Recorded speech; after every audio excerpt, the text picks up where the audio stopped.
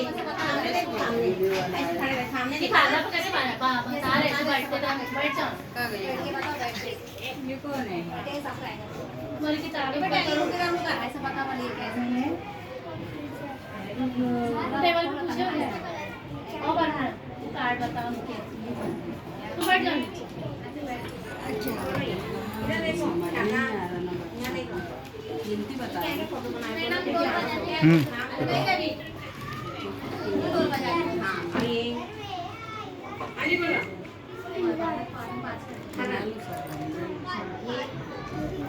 ये दो एक हुआ।